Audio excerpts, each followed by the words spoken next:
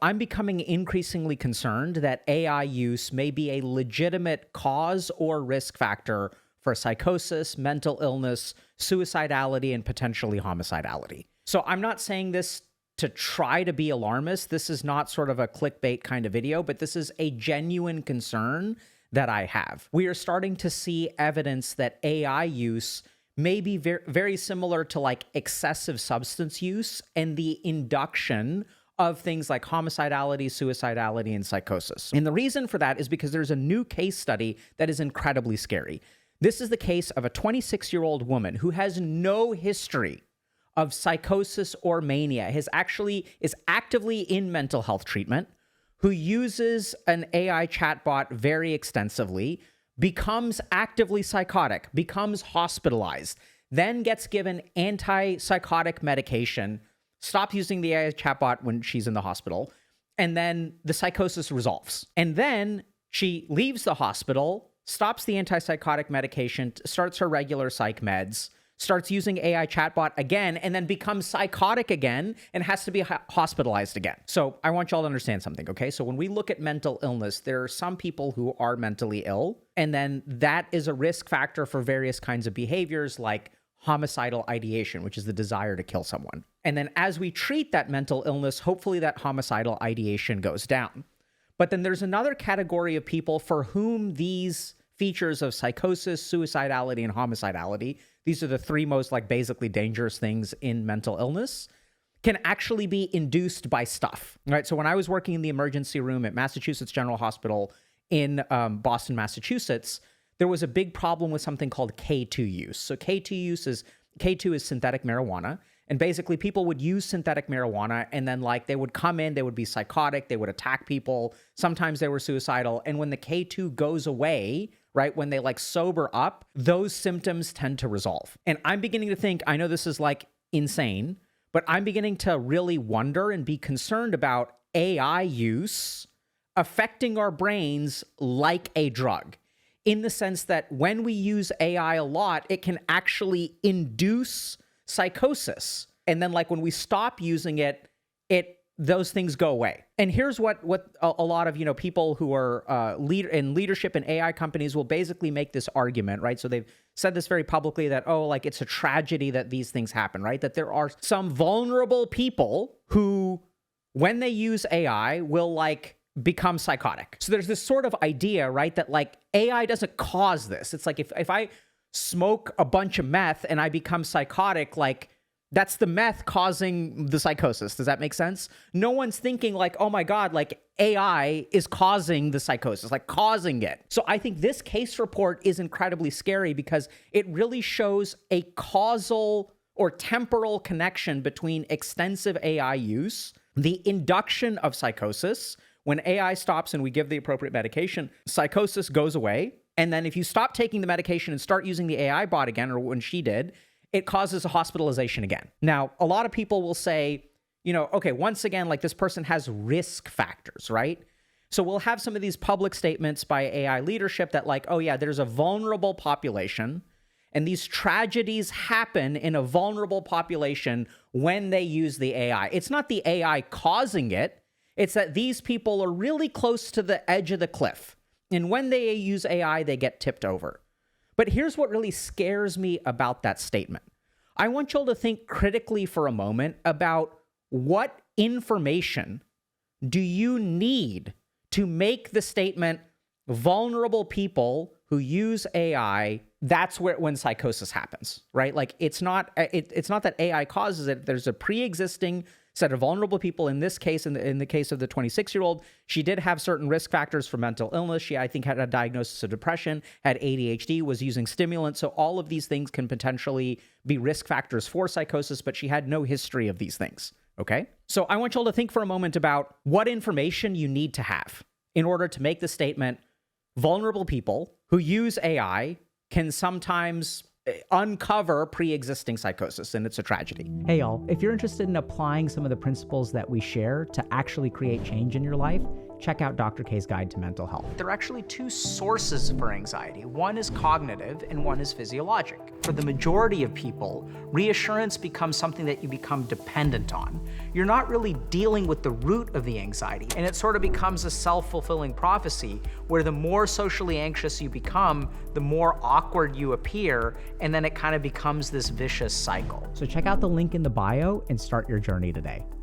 So my first question is for the people who are like running these AI companies, to know that AI uncovers psychosis in vulnerable people. In order to make that statement, the first thing you have to be doing is assessing risk factors for your users, right? So is someone at a company like ChatGPT or Claude or Anthropic, is someone actually measuring psychiatric risk factors for all of their users? Because unless you are measuring who has risk factors and who doesn't have risk factors, how can you make the statement that people who are vulnerable are the ones that AI is inducing psychosis in, right? So you can't make that statement unless you're measuring that stuff. And that brings up two other concerns that I have. The first is, are they measuring it? Because that's kind of insane, right? Are they like measuring your risk factors? Are they collecting your medical history in some way? I don't think so. And so if they're not collecting that, how do they know that only the vulnerable people are the people who are at risk? And the second thing about that statement, right? So vulnerable people who use AI can become psychotic, suicidal, homicidal, whatever.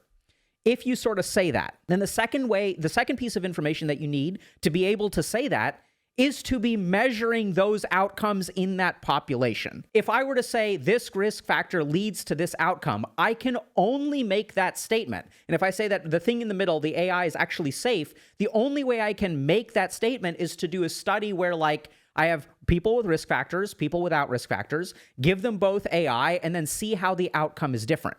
So once again, are AI companies measuring psychosis? Are they measuring suicidal ideation? Are they measuring homicidal ideation?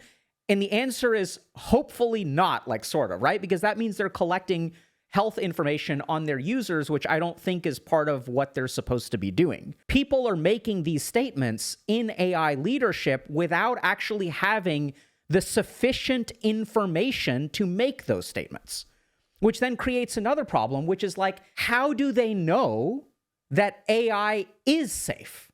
How do they know that AI does not induce suicidality, homicidality, psychosis, depression, unhealthy attachment styles, social isolation? How do they know what the safety effects of AI are? Are they just reading the Wall Street Journal and the New York Times and stuff like that? Or basically leadership at AI companies, are they reading media reports or are they doing research?